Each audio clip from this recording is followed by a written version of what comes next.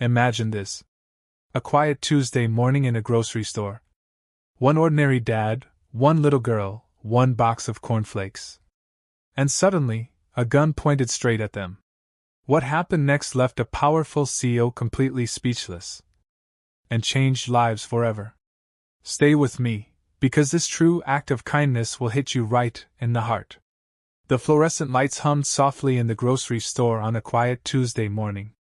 Robert Hayes stood in the cereal aisle. His 7-year-old daughter, Emma, tucked close beside him. At 52, Robert had learned that the simple act of shopping for breakfast could hold more meaning than most people realized. It had been 3 years since his wife passed. And these small routines, choosing cereal, picking out milk, deciding between wheat or white bread, had become their anchors. Robert was a man of average height, with kind eyes that crinkled at the corners, his dark hair showing distinguished threads of gray. He wore a simple red t-shirt that morning, comfortable and unpretentious. Emma had inherited her mother's dark hair and thoughtful expression, and she watched the world with a quiet wisdom that sometimes surprised him. "Dad, can we get the cornflakes?" Emma asked, pointing to a box on the middle shelf. Robert smiled and reached for it. "Of course, sweetheart." That's when everything changed. A man in a dark jacket appeared at the end of the aisle. His face was shadowed, his movements erratic. Before Robert could fully process what was happening, the man pulled out a gun and pointed it directly at them. His hand trembled, and his eyes darted around wildly. "Nobody move!" the man shouted, his voice cracking with desperation. Further down the aisle, a woman in an elegant black dress froze, her eyes wide with shock. She had blonde hair styled perfectly, and carried herself with the polished confidence of someone used to boardrooms and business deals. This was Margaret Sinclair, though Robert didn't know it yet, the CEO of one of the largest retail chains in the country, doing an unannounced store visit. The gunman swung his weapon between them. His panic grew worse. "I said don't move! I need money and I need it now!"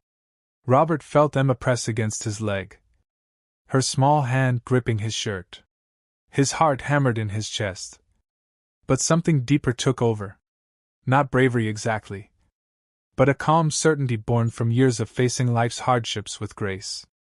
"It's all right," Robert said softly, his voice steady.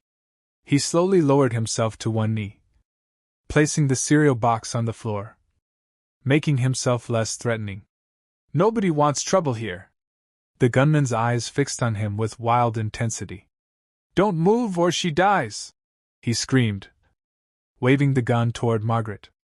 Robert noticed what others might have missed. The man's hands shaking uncontrollably, the tears streaming down his face. The desperation that spoke of something deeper than criminal intent. This was a man at the end of his rope. "I can see you're hurting," Robert said gently, his tone the same one he used when Emma had nightmares. "Whatever happened, whatever brought you here, it doesn't have to end this way." The gunman's face twisted. "You don't know anything about me." "You're right. I don't," Robert said. "But I know what it feels like when the world closes in, and you can't see a way forward." Margaret watched in stunned silence, as this stranger in a red t-shirt spoke to an armed man, with the same patience a father might show a troubled child. The gunman's gun hand wavered. "I lost everything. My job, my apartment. My kids don't even talk to me anymore." Robert nodded slowly, understanding flooding through him. "That's a heavy burden, losing what matters most. I understand that more than you know." Emma remained perfectly still beside her father, her trust in him absolute. 3 years ago I lost my wife," Robert continued, his voice quiet but clear. "Cancer. There were mornings I didn't want to get out of bed, nights when I thought the pain would never end. But I had this little one depending on me." He gently touched Emma's shoulder. "She needed her father, even when her father fell broken." The gunman's shoulders began to shake, his face crumpling. "What's your name?" Robert asked. "David," The man whispered, his voice barely audible. David, I'm Robert. This is Emma. And whatever you're facing right now, hurting people won't fix it. It'll only add to your pain. And trust me, you're already carrying enough. A store security guard appeared at the far end of the aisle, hand on his radio. But Margaret slowly raised her hand, signaling him to wait. Something extraordinary was happening, and she sensed that interrupting might shatter the fragile connection Robert was building. I don't know what else to do, David said, tears flowing freely now. I'm 58 years old, and I'm useless. Nobody wants to hire me. I can't even afford food. Robert's expression softened further. You're not useless, David. You're in pain. And pain makes us do desperate things. But look around you. Look at my little girl. Look at me. I'm standing here with my daughter buying cereal on a Tuesday morning. And I'm telling you, life can surprise us. Even in our darkest moments. There's a door somewhere we haven't seen yet.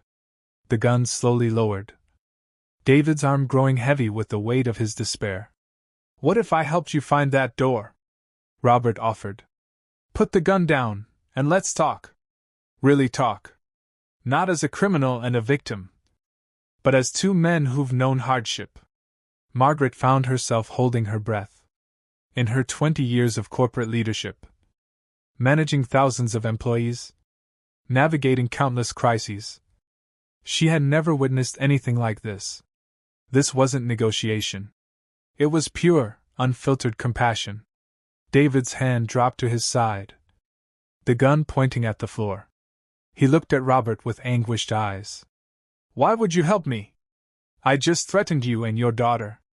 Because I see a father who's lost his way, Robert replied simply. And because somewhere along the line, someone showed me kindness when I needed it most. That's how it works, David. We pass it forward. The security guard moved forward cautiously, and David allowed the weapon to be taken from him without resistance. He sank to the floor, sobbing, as police sirens wailed in the distance. Robert stayed with him until the officers arrived, speaking quietly, offering reassurance.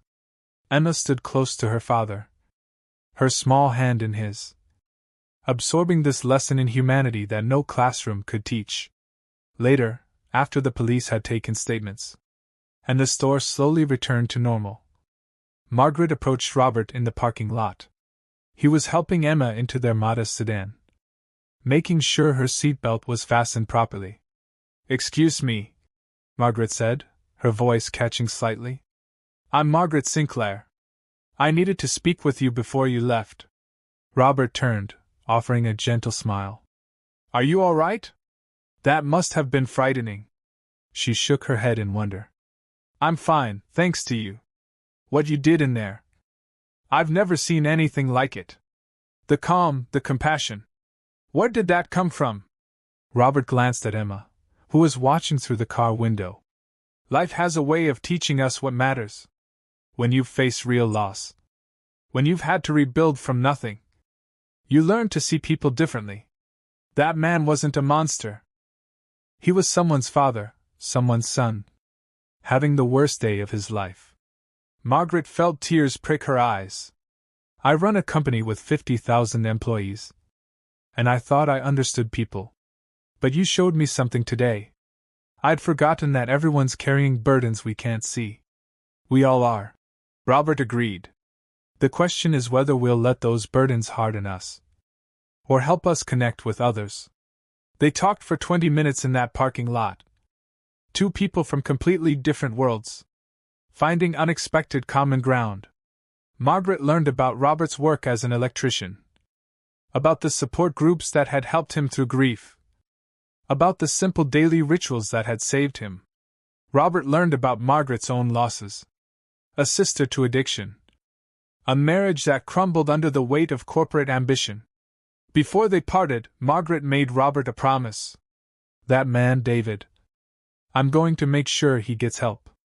Real help. Counseling, job placement, assistance, whatever he needs. You showed me today that kindness isn't weakness. It's the strongest thing we have. Robert nodded, his eyes warm with approval. That's good. Everyone deserves a second chance. As Robert drove away with Emma chattering beside him about breakfast plans, Margaret stood in the parking lot watching their car disappear. She pulled out her phone and began making calls.